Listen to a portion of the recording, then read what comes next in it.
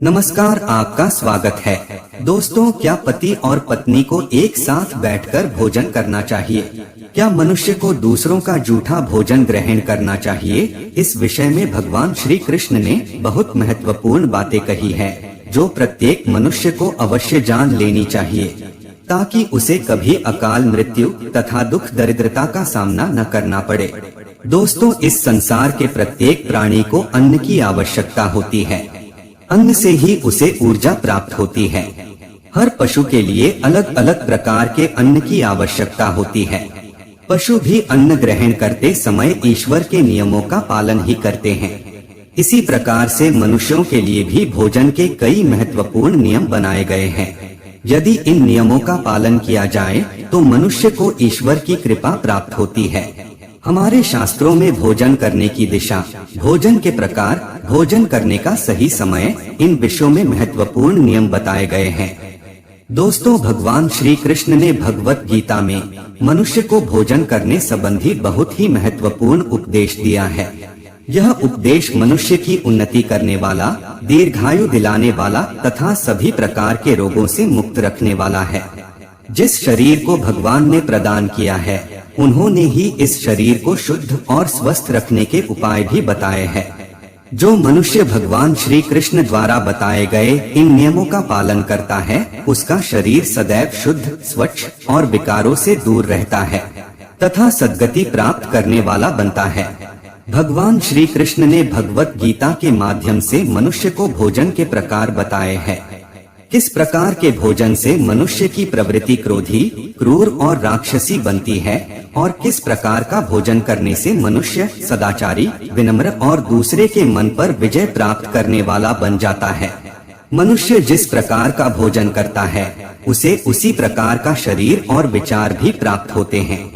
इसीलिए धन की देवी माँ लक्ष्मी की प्राप्ति के लिए भी मनुष्य को उचित भोजन सामग्री का ही चुनाव करना चाहिए। मनुष्य चाहे गरीब हो या धनवान हो, वह चाहे राजमहल में रहता हो या वन में, उसे अपने शरीर की तृप्ति के लिए भोजन अवश्य ही करना चाहिए। परंतु इंद्रियों की लालसा में इतना भी उन्मत्त नहीं हो जाना चाहिए कि वह तामसिक एवं राजसिक आहार का सेवन करके क्रूर तथा निष्ठुर बन जाए। तामसिक भोजन करने वाला मनुष्य अपनी मान मर्यादा, संस्कार एवं अपने शील को भी नष्ट कर लेता है और दुष्कर्म का मार्ग पकड़ लेता है। राजसिक भोजन करने वाला व्यक्ति क्रोधी, आलसी तथा हिंसक बन जाता है।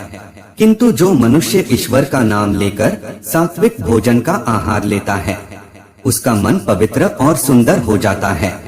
ऐसे शरीर में भगवान सदैव ही निवास करते हैं। दोस्तों, वास्तुशास्त्र में बताया गया है कि मनुष्य को किस दिशा में बैठकर भोजन करना चाहिए और भोजन करते समय उसका मुख कौन सी दिशा में होना चाहिए।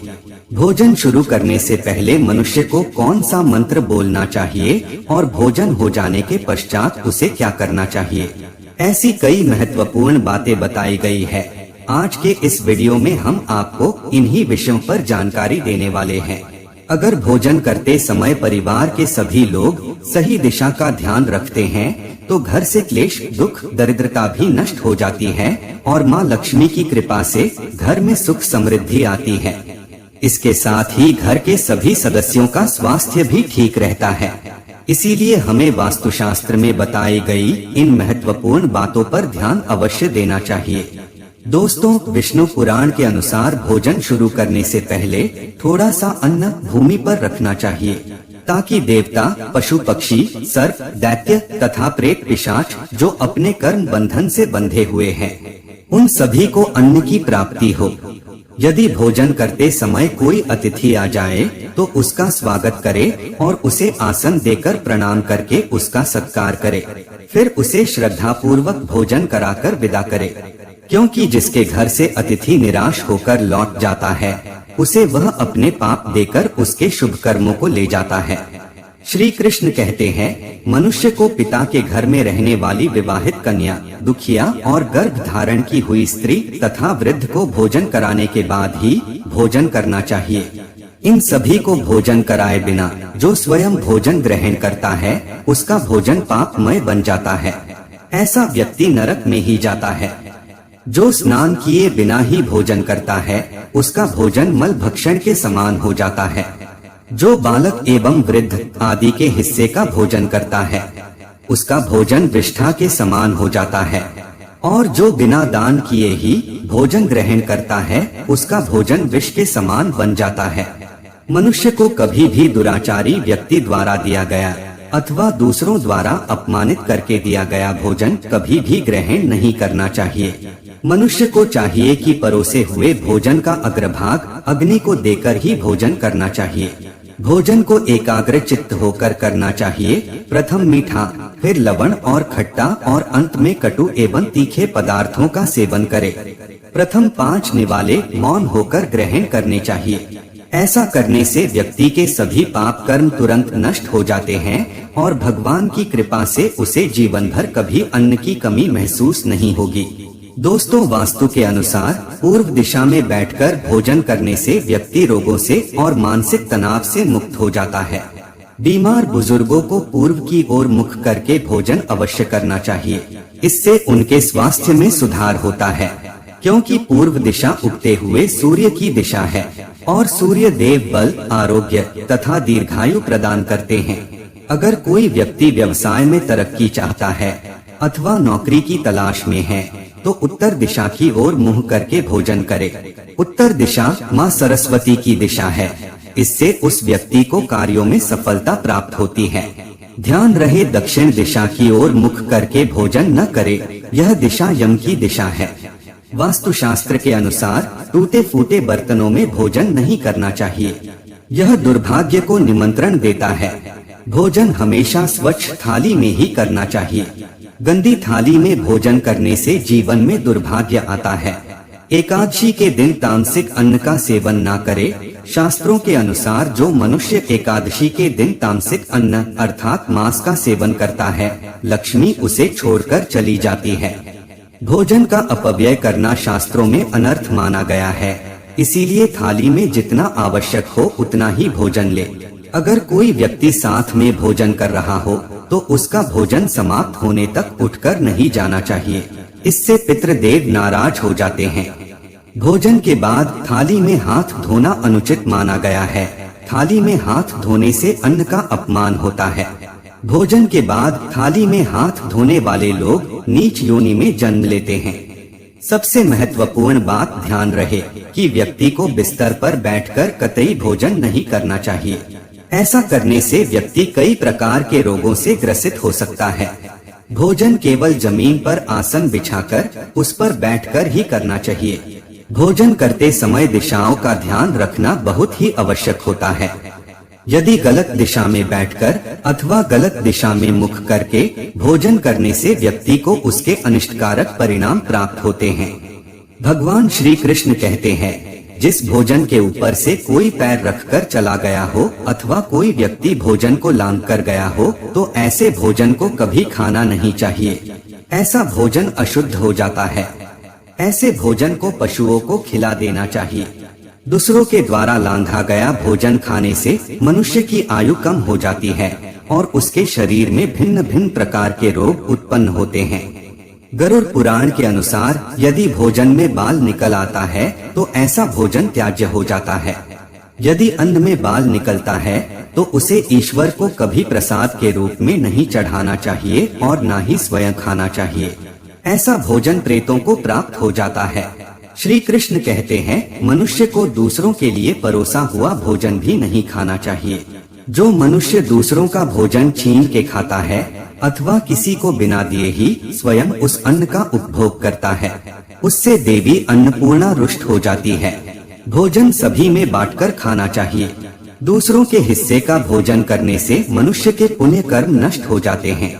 पवित्र आसन पर बैठकर अपने पैरों को भूमि पर रखकर पूर्व की ओर सूर्याभिमुख होकर अन्न ग्रहण करना ही सर्वोत्तम माना गया है। पूर्वाभिमुख होकर भोजन करने से यश की प्राप्ति होती है और उत्तर की ओर मुख करके भोजन करने से सत्य की प्राप्ति होती है। दोनों हाथ, दोनों पैर तथा मुख को पानी से धोकर ही भोजन करना चाहिए। भोजन के पात्र को भूमि पर रखकर अन्न ग्रहण करना ही सर्वश्रेष्ठ माना गया है। शास्त्रों में इस प्रकार के भोजन को उपवास के समान बताया गया है। मनुष्य को क्रोध रहित होकर भोजन करना चाहिए। क्रोध की अवस्था में भोजन करने से भोजन का अपमान होता है और कई व्याधियां उत्पन्न होती है। यदि चित्त कहीं और हो तब भी भोजन नहीं करना चाहिए और गुस्से से भरे मन से भी भोजन करना अशुभ होता है। जो जूते पहनकर भोजन करता है, इस प्रकार के भोजन को आसुरी भोजन कहा गया है। ठीक मध्य रात्रि में ठीक मध्याह्न होने पर भी भोजन करना अशुभ माना गया है। यदि पेट खराब हो तब भी भोजन नहीं करना चाहिए। गीले वस्त्र पहन कर के भी भोजन करना अशुभ होता है। दूसरों के लिए परोसा गया भोजन भी कभी नहीं करना चाहिए। सोते हुए, खड़े होकर, टूटे फूटे पात्र में भूमि पर रखकर अथवा हाथ पर रखकर भोजन ग्रहण करने से दरिद्रता आती है। भोजन करते समय वेदों का उच्चारण नहीं करना चाहिए। शास्त्रों के अनुसार स्त्री को पति के भोजन के बाद ही भोजन कर लेना चाहिए। यदि पति घर से दूर हो तो पति को ध्यान करके भोजन ग्रहण करना चाहिए। इससे पति की आयु लंबी होती है और स्त्री सदा सुहागिन रहती है। पति से पहले भोजन करना शास्त्रों में शुभ माना नहीं गया है। इससे पति की आयु कम हो जाती है। इसके साथ ही विष्णु पुराण के अनुसार पति और पत्नी को एक साथ बैठकर भोजन नहीं करना चाहिए। ऐसा करने से दोनों में क्लेश और विवाद होता है।